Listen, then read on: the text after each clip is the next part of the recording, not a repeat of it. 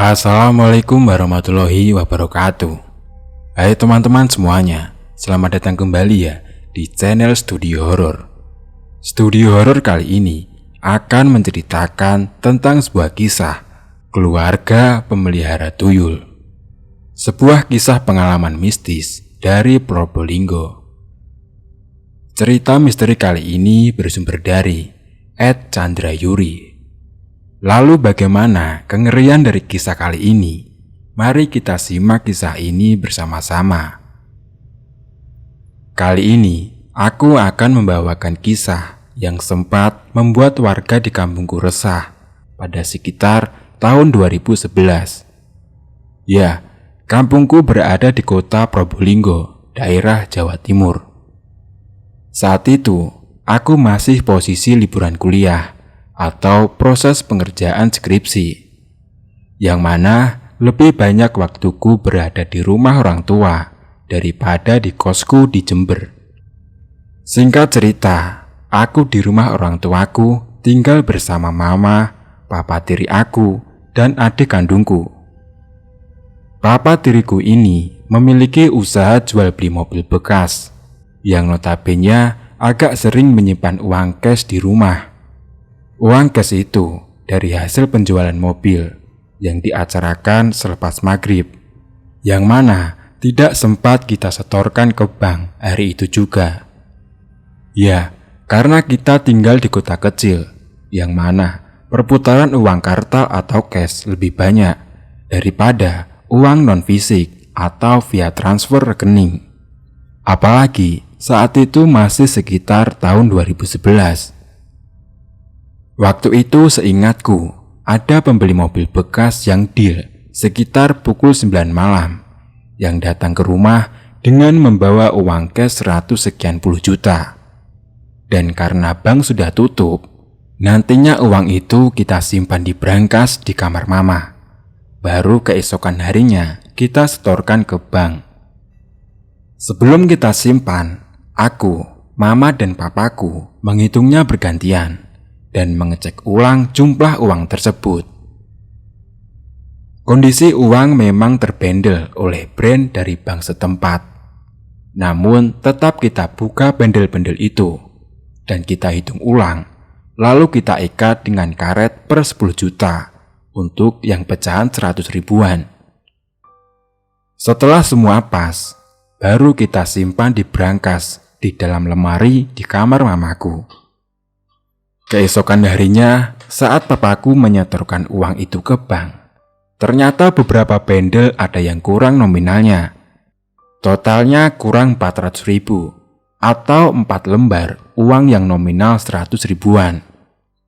Mendapati hal itu, dia mengonfirmasi mamaku untuk memberitahu bahwa hitungan di 4 bendel itu kurang, masing-masing 1 lembar. Mereka mengira memang kita yang salah hitung, karena semalam kita baru menghitungnya pada saat sudah larut malam. Beberapa hari kemudian, ada sisa uang cash yang di dalam brankas itu, yang jumlahnya berkurang lagi.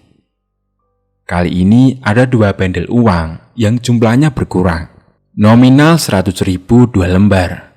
Aku pun dikonfirmasi oleh mamaku, dengan nada sedikit menuduh, karena hanya aku, mama dan papa yang tahu kombinasi brankas di kamar mama. Aku pun menyanggah. Lah, kapan aku masuk ke kamar mama? Ujarku. Keesokan harinya, ada lagi bendelan uang yang berkurang 1 lembar dengan nominal yang sama. Sekali lagi, aku ditanya oleh mamaku. Aku pun masih menyangkal, karena aku seharian juga keluar rumah, baru balik habis maghrib, yang mana mamaku sudah berada di kamarnya sampai keesokan harinya. Merasa ada yang tidak beres, uang cash di brankas tersebut dikeluarkan semua dan dihitung ulang. Lalu disetaplus setiap 1 juta dan tetap diikat karet dalam 1 bendel 10 juta. Jadi dalam 1 bendel terdapat 10 staples. Namun besoknya lagi, masih ada uang yang hilang sebesar 200 ribu. dan ikatan bendel karet serta yang terstaples masih sangat rapi. Setelah kejadian itu, kita bertiga merasa kalau kejadian hilangnya uang cash beberapa kali dalam seminggu itu bukan karena perbuatan kita bertiga, bukan manusia yang nyuri, tapi ada kemungkinan terdapat uang balen. Uang balen atau uang balik di sini adalah uang yang telah dilakukan ritual tertentu. Jika dibelanjakan, uang tersebut akan kembali ke tangan pemiliknya dan terkadang membawa uang asli yang diletakkan bersamaan dengan uang balen tersebut. Siang itu, karena posisi gabut di rumah, aku memutuskan untuk membeli gorengan dan minuman di warung Mbak Mina yang berada di depan rumahku. Aku memesan beberapa ote-ote goreng dan es, sambil mengobrol ringan dengan si Pipit, yaitu anak dari Mbak Mina. Tidak lama, ada tetanggaku Mbak Ani yang juga ikut mengobrol di warung Mbak Mina itu. Di tengah obrolan ringan itu, si Pipit membuka obrolan. Kalau Bu RT habis kehilangan uang 2 kali dalam 2 hari yang berurutan. Bu RT curiga bahwa ada tuyul yang masuk ke rumah dia. Setelah Mbak Ani menanggapi obrolan Pipit itu, ia mengatakan bahwa 2 hari yang lalu suami Mbak Ani juga telah kehilangan uang 100.000. Loh Pit, suamiku lo juga habis kehilangan duit. Jadi dia kan habis pulang dari trayek Bali Probolinggo. Itu uang bayaran dari majikannya itu hilang 100.000. Dan itu juga 1 lembar di dompet dia. Jadi sisa beberapa lembar uang 50.000 doang, ujar Mbak Ani. Mbak, di rumahku loh juga beberapa hari ini uang mamaku hilang. Tapi gak banyak Mbak, paling banyak 2 lembar 100-an, balasku. Aku curiga itu tuyul Dendra. Lah ini yang hilang juga sama-sama uang nominal 100.000-an, kata Mbak Ani. Aku gak curiga tuyul sama sekali sih Mbak. Aku kira ya uang balen. Lah emang itu uang dari penjualan mobil Mbak. Siapa tahu di dalamnya kecampur uang balen itu, ujarku. Loh Mas, kata Bu RT itu, anaknya yang kecil sempat terbangun dan ketawa-ketawa tengah malam. Ditanyain, bilangnya ada temen dia lewat. Paling itu yang dilihat tuyul Mas, sambung Pipit. Alah, udahlah. Toh kita nggak ada yang tahu itu perbuatan tuyul. Tapi aneh sih, kalau kita kehilangan uangnya hampir bersamaan kayak gini, balasku. Sesudah ngobrol di warung Mbak Mina itu, aku pun pulang ke rumah. Di kamar, aku sempat memikirkan apa yang diomongin si Pipit tadi. Apa iya di kampungku ada yang memelihara tuyul? Selepas mamaku pulang kerja, aku menceritakan ulang kepada mamaku soal obrolan beberapa warga yang kehilangan uang itu. Ternyata mama juga sempat dengar kalau Mbak Imah yang jualan baju kreditan door to door itu juga habis kehilangan uang cashnya. Selama 4 hari, dia kehilangan 400.000. Setiap harinya hilang 1 lembar uang nominal 100.000. Semakin mencurigakanlah kejadian di rumahku yang beberapa hari ini kehilangan uang. Sore itu aku diminta tolong mama untuk menyetorkan saja uang di dalam berangkasnya ke ATM setor tunai. Aku pun mengiyakan sebagai antisipasi nantinya, takut hilang juga. Mama juga meminta tolong kepadaku untuk menukarkan nominal 100.000 menjadi 50.000-an, juga dari uang di dompetnya. Namun ada yang terlupa. Ternyata uang di dompetku masih ada yang belum kutukar. Halah, batinku. Uangku cuma 250.000. Yang nominal 100.000 hanya 1 lembar. Tidak mungkin hilang menurutku malam itu. Keesokan paginya, karena aku kepo, bangun tidur aku cek di dompet. Ternyata uangku hilang juga. dan hilang yang nominal 100.000 satu lembar. Aduh, perasaanku waktu itu kesal dan menyesal juga. Kenapa kemarin sore aku tidak menukarkannya dengan nominal 50.000 saja? Hah? Siangnya, aku kembali ke warung Mbak Mina. Aku mengobrol dengan Mbak Mina siang itu. Aku bilang kalau semalam uangku juga hilang. Mbak Mina memberikan saran seperti ini. Dra, coba sih nanti malam pintu depan rumahmu atau pintu kamarmu kamu taburin bedak. Lah, untuk apa Mbak? Balasku. Ya, nanti kan kalau ada maling atau tuyul masuk, siapa tahu ada jejaknya. Jawabnya sambil sedikit terkekeh. Mbak Mina ini ada-ada saja jawabku. Tidak lama kemudian, si Mbak Ani kembali bergabung di warung Mbak Mina itu. Kita makan gorengan dan ngobrol lumayan lama waktu itu. Dan sejurus kemudian, ada tetanggaku yang lewat depan rumahku. Si Mbak Cahya yang lewat dengan menenteng kresek kecil. Dari mana Mbak? Sini loh, mampir warungku. Sapa Mbak Mina. Ini dari warung depan pertigaan. Habis beli susu kaleng. Jawab Mbak Cahya. Mampir sini Mbak. Ini gorenganku baru mateng. Ujar Mbak Mina lagi. Bentar ya Mbak, aku ambil uang dulu. Nggak bawa dompet ini. Duitnya udah habis buat beli susu ini. Anakku seharian habis 2 kaleng Mbak. Kata Mbak Cahya seraya meninggalkan kami bertiga. Jiwa rumpi si Mbak Mina dan Mbak Ani mulai deh. Dia menggibah dengan Mbak Mina. Min, itu si Cahya. Si Cahya kan anaknya yang kecil belum ada setahun. Masa iya? Katanya sehari minum susu kental manis kalengan habis sampai 2 kaleng sehari. Iya sih, anaknya yang pertama baru umur 5 tahun. Ujar Mbak Ani. Lah iya ya Mbak. Iya Mbak Ani. Walaupun sombong, kok nggak rasional? Balas Mbak Mina. Iya ya Min, mana si Cahya itu kurus banget, kering kerontang gitu ya sekarang. Ujar Mbak Ani lagi. Oh Mbak Ani, kalau kurus banget gitu mungkin gak keluar asinya. Makanya kan dia beliin susu kental manis buat anaknya. Jawab Mbak Mina. Aku pun asal menyeletuk. Palingan dia punya ingon-ingon tuyul Mbak, gak kuat nyusuin. Makanya sampai kurus kering banget gitu. Mana sampai beli 2 kaleng susu kental manis setiap harinya. Lanjutku sambil tertawa. Bisa jadi Londra. Lah dia kalau jalan salah satu tangannya di belakang. Jawab Mbak Ani. Sakit punggung itu Mbak. Orang kurus begitu kebanyakan digarap. Celotehku. Tapi aku curiga memang sama si Cahya itu. Dia setiap azan maghrib selalu keluar rumah loh. Kayak wajib setiap harinya harus keluar pas azan maghrib. Mana rumahnya juga tutupan kan? Ujar Mbak Ani. Sudah, jangan ngomongin orang.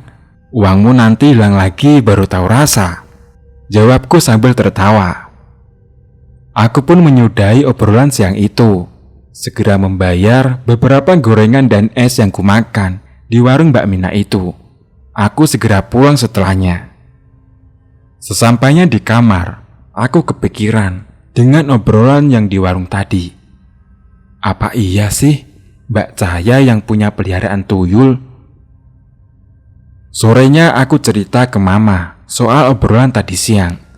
Mama juga baru ingat kalau ibu dari Mbak Cahya itu dulunya pernah ikutan pesugihan. Itu disampaikan yang bersangkutan langsung ke ibu-ibu. Kebetulan teman mencari pesugihan itu juga tetangga kami, Bu Yati namanya. Bu Yati awalnya menceritakan kalau dirinya dan ibu Mbak Cahya itu sampai kemana-mana mencari pesugihan. Salah satunya ke Gunung Lamong di Lumajang dan Gunung Kawi di Malang. Namun menurut mereka, pesugihan yang mereka lakukan tidak berhasil. Bahkan hutang-hutang mereka bertambah banyak. Namun itu dulu. Sedangkan sekarang, rumah induk yang ditempati oleh Mbak Cahya beserta suami dan ibunya kini sudah bisa dikatakan sangat bagus. Tembok depan rumahnya dipasangi keramik hijau sampai setinggi atap. Untuk bagian dalam rumahnya, aku tidak tahu. Karena rumahnya jarang terbuka setiap waktu. Kaca jendelanya juga berwarna hitam, dan gorden lebih sering menutup. Mbak Cahya sendiri memiliki 2 motor dan 1 mobil di rumahnya. Dia tidak bekerja. Ibunya hanya berjualan kelapa di pasar. Dan suami Mbak Cahya hanya seorang montir di bengkelnya sendiri. Bengkel motor itu juga tidak pernah terlihat ramai. Ya, kami awalnya sama sekali tidak menaruh curiga terhadapnya. Sore itu, aku dan Mama membahas keluarga itu di teras rumahku. Menjelang azan maghrib berkumandang, seketika Mbak Cahya beserta suaminya berboncengan melewati rumah kami. Mereka mengendarai motor Vario 125. Namun yang aneh, Mbak Cahya seperti duduk berjauhan dengan suaminya, sedang suaminya duduk di jok dengan posisi agak ke depan. Di antara keduanya ada space kosong yang lumayan luas. Aku memandanginya dengan aneh. "Mah, itu loh Mbak Cahya, kok boncengan jauh-jauhan ya?" Jangan gibahin orang kamu. Biarin kenapa sih? Jawab Mama. Maksudku itu bukan mengira mereka berantem loh, Ma. Tapi kayak ngebonceng kosong gitu di antaranya. Lah, tadi kan mereka nggak bawa kedua anaknya, ujarku. Alah, biarin. Lah kok kamu yang kepo sih? Udah, ayo masuk ke rumah. Sholat maghrib dulu. Jawab Mama. Aku pun semakin kepo dengan keluarga Mbak Cahya itu. Aku berencana esok hari mau mengamati dan memastikan lagi kalau Mbak Cahya dan suaminya memang benar keluar setiap maghrib. Keesokan harinya pun, aku melihat dari jendela ruang tamu rumahku kalau mereka berdua berboncengan dengan posisi jauh-jauhan lagi dan juga waktu menjelang azan maghrib berkumandang. Begitupun dengan hari-hari berikutnya. Mereka mengulang terus kegiatan bermotoran di kala surup-surup itu. Setelah beberapa hari kemudian, tepatnya kurang lebih pukul 3:30 pagi sebelum subuh, aku terbangun dari tidurku. Saat itu di luar sedang gerimis. Depan rumahku ada saluran pembuangan air yang kalau di saat hujan selalu penuh karena pembuangan air dari sawah belakang rumah. Tetangga depan rumah sebelah Mbak Mina memelihara mentok itik serati. Mentok-mentok itu saat menjelang subuh itu sangat ramai. Tidak seperti biasanya. Kemungkinan kalau hanya bermain air di saluran air tidak akan seramai itu. Seperti ada orang yang bermain-main dengan mentok-mentok itu. Entah bermain-main atau menghalau mentok itu. Karena penasaran, aku melihat lewat jendela kamar yang ke arah depan. Ternyata benar, ada anak kecil yang lagi bermain-main mengejar mentok itu. Aku tidak merasa ada yang aneh sebelumnya. Mungkin karena aku masih baru bangun saat itu. Namun sejurus kemudian, akalku mulai menangkap sinyal aneh. Anak siapa yang berani di luar rumah jam segini? Dan aku curiga kalau itu tuyul.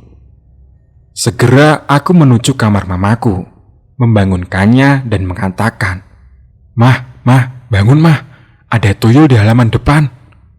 Mama dan papa tiriku sontak terbangun dan langsung mengikutiku ke arah ruang tamu. Posisi kamarku memang bersebelahan dengan ruang tamu. Kami bertiga mengintip dari jendela ruang tamu. Bocil itu berlari ke barat dan ke timur sambil mengejar mentok-mentok itu. Sesekali ketika berbalik arah, aku dapat melihat wajah dari tuyul itu. Kepala itu tidak botak penuh, masih ada rambut di bagian depan. Wajahnya seperti orang dewasa. Tingginya tidak pendek-pendek banget. Bola matanya berwarna hitam. Di bawah lingkaran matanya juga cenderung gelap. Dan gigi taringnya terlihat lumayan panjang. Berbeda dengan manusia pada biasanya. Daun telinganya juga terlihat sedikit meruncing dari ujung atasnya.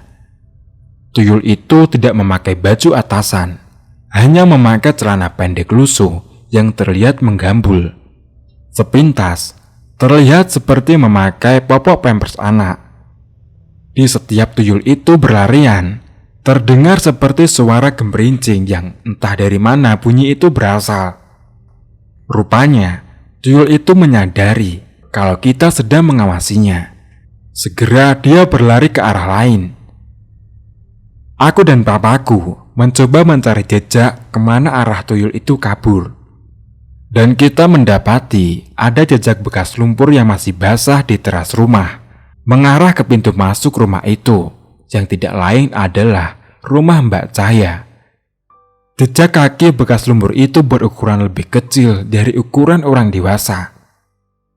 Dari situ, kita langsung menarik kesimpulan kalau memang orang yang diguncingkan orang-orang kampungku itu benar adanya. Namun hanya sekedar tahu-tahu saja kita saat itu, dan mulai antisipasi dengan tidak menyimpan uang nominal 100.000 di rumah, alias uang yang berwarna merah.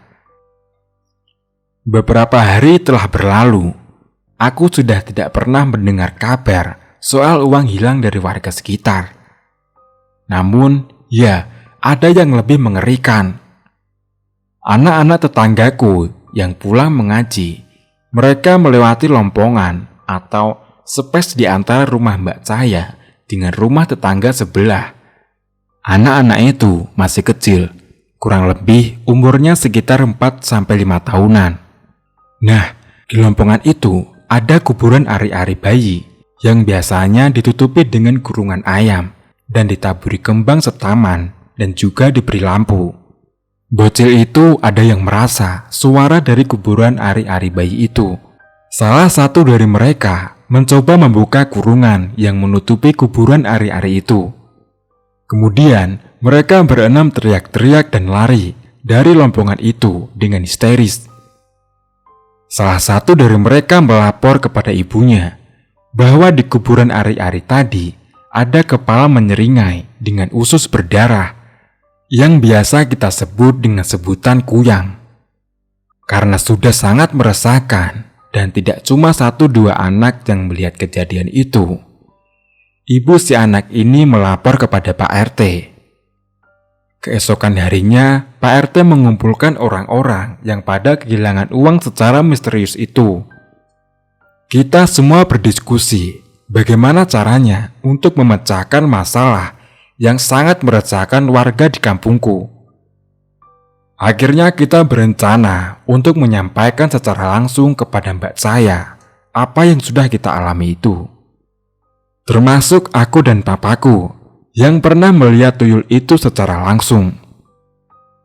Pak RT, aku, papaku dan ibu dari anak yang melaporkan telah melihat kepala menyeringai itu bertolak menuju rumah Mbak Cahya. Kita langsung menyampaikan apa yang ada tanpa basa-basi lagi. Yang saya ingat, Pak RT memohon agar Mbak Cahya kalau memang akan tetap menjalankan peliharaan tuyul itu, agar tidak beroperasi di daerah sekitar kampungku. Awalnya Mbak Cahya dan suaminya mengelak. Namun setelah kita menjelaskan secara detail apa yang telah kita alami beberapa hari sebelumnya, akhirnya kedua suami istri itu meminta maaf kepada kami dan berjanji akan menghentikan peliharaan mereka. Beberapa bulan kemudian, Mbak Cahya telah pindah meninggalkan kampungku. Mereka berdua membeli rumah di perumahan baru di kampung sebelah. Rumah barunya juga terlihat mentereng dengan cat dominan warna merah yang begitu terang.